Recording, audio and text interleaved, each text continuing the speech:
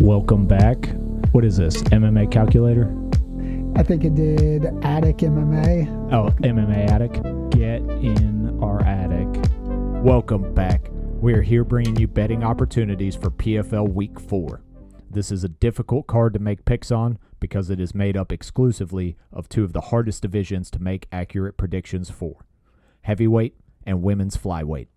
Heavyweight fights can end in an instant with a flash KO from either fighter, while women's 125 is almost assured to go the distance, and we never know what the judges are going to see. With that said, let's take a look at the fights and see where we found betting value. Starting off the prelims will be Sumiko Inaba versus Saray Orozco. Both of these ladies are making their PFL debut, with Orozco having no experience in major promotions, while Inaba has spent her whole pro career in Bellator. Sumiko is 6-1, having just suffered her first loss in her last fight. The early part of her career, including amateur fights, she was a finishing machine with only one decision on her record. Recently, she has gone to 3 consecutive decisions, dropping her last fight to Denise Kielholtz. Orozco, on the other hand, is coming in with an 8-5 record, having won 4 out of her last 5.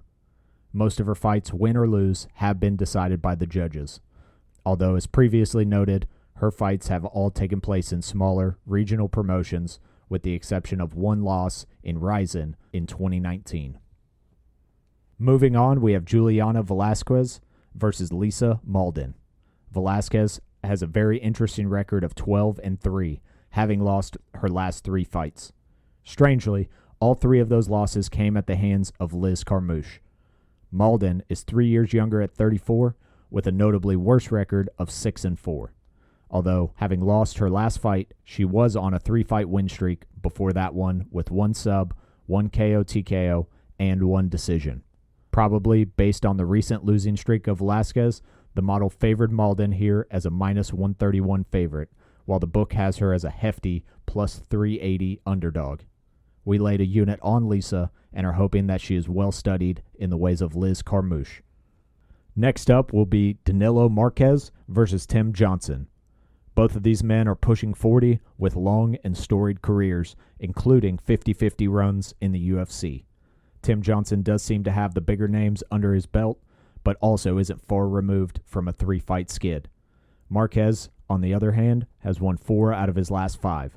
This one looks to be an exciting fight, as both of these guys are more than capable of finishing the fight on the feet or the ground.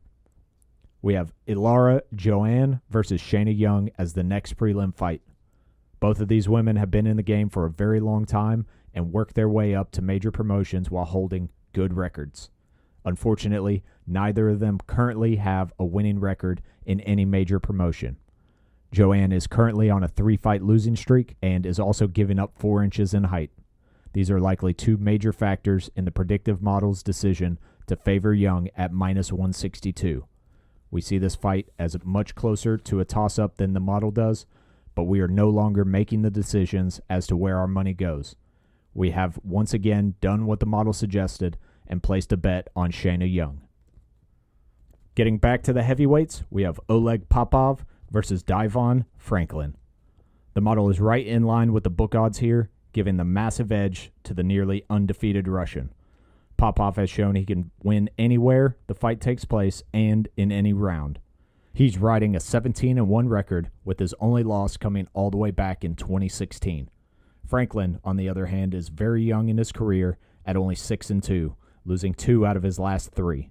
Franklin's wins have all come by either first round, KO, TKO, or decision, which we don't believe bodes well for him. As long as Popov can weather an early storm, we expect him to control Franklin most of the fight and ultimately keep it out of the judges' hands. Next up, we have Tyrell Fortune versus Marcelo Golm. The model expects this fight to be very close, with a slight edge going to Fortune with a 54% chance of winning. Both of their careers have been absolutely cursed with canceled fights, with more bouts falling through than actually taking place since 2021. When they do get to fight, neither of them have a tendency to let the fight get out of the first round. This fight will probably epitomize what we expect from a heavyweight banger, with one of the men earning an early KO win. Rounding out the prelims, we have Tyler Santos versus Jenna Bishop. Bishop seems to be quite old for the flyweight division, but her record shows something very different. Since moving over from the BJJ world, she has gone undefeated over 7 bouts, securing most of those wins by submission. In that same time frame, Santos has only fought women that are easily amongst the best in the world. One very notable fact is that Tyla has never been submitted. This looks as though it could be a very tough test for Jenna. If she is able to overwhelm Santos with an early submission, it will show great promise for her future. Although, if the fight makes it out of the first round, we may see that Tyla's experience is enough to strip Jenna of her undefeated record. Starting off the main card will be Liz Carmouche versus Kana Watanabe. This fight is a rematch of a 2021 bout where Liz was able to stop Watanabe in only 35 seconds. This is only one of the 2 losses on Kana's record, the other being a decision loss to Alimale McFarlane last year. Both of these women have shown they can finish the fight anywhere at any time, but Kana tends to finish very early or fight to a decision. Carmouche, on the other hand, has earned mostly late finishes since she left the UFC in 2019. There is no reason to believe that Liz will steamroll Kana again, but it would be no surprise if she is able to find a finish after the halfway point in the fight.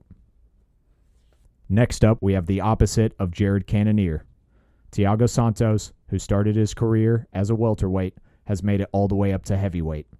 He will be facing a Russian who has spent his entire career at heavyweight, Denis Golstov. Could Santos have the speed advantage? Maybe. Golstov is tall, but as far as I can tell, he has never weighed in anywhere near the limit of 265. Santos would be on a 4-fight losing streak, but his loss to Rob Wilkinson was overturned to a no contest because Rob got caught sipping the secret juice. His only win since 2019 was a unanimous decision victory over Johnny Walker in 2021. Golstov is the slightly more experienced fighter, although he's faced nowhere near the talent that Thiago has faced in his career.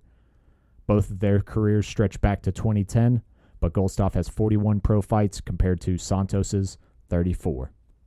The model has this as a much closer fight than the books, showing Santos as only a plus 108 underdog, so there is definitely some potential value there, but we won't be placing a wager. In the co-main event, we have Dakota Decheva versus Chelsea Hackett. Dakota is undefeated as a professional and amateur. She has 11 pro wins, and only one of those went to a decision. Chelsea was finished in her Tuesday Night Contender Series fight in 2020. She's had 2 fights since then, both in the PFL, going 1-1. Dakota is a clear betting favorite for a reason, and we would love to throw some money at her, but at minus 1,300, there's no way we can justify a wager. The main event for PFL Week 4 will be Valentin Moldavsky versus Linton Vassell. Moldavsky is nearly 10 years younger than Vassell, but we have seen in the past that 41 is not too old for a heavyweight. This is a trilogy fight that started with a 2019 bout where Moldavsky was able to secure a unanimous decision victory. This was Vassell's first fight at heavyweight. After that, Vassell went on a 4-fight win streak at the new weight class. Then they had a rematch early last year where Vassell got the finish as a plus 240 underdog. Since their last fight, Vassell has only competed once, losing in the 3rd round by KO TKO, while Moldavsky has won 2 fights. The model believes that this fight is a true pick'em at minus 105 for Vassell, while the books believe that he should again be a moderate underdog. We placed our bet on Vassell for the upset, but only time will tell if he can regain his footing in the heavyweight division or if Valentin's relative youth is enough to end the rivalry in his favor. Taking a look at the card overall, we had 3 total wagers on 3 underdogs. Our total risk this week was 3 units with a potential return of 9.8 units. That would give us a nice profit of 6.8 units. That's going to be it for PFL Week 4. Thank you guys for watching. Like and subscribe, and keep an eye out this week for a video on Fight Night Vegas 93.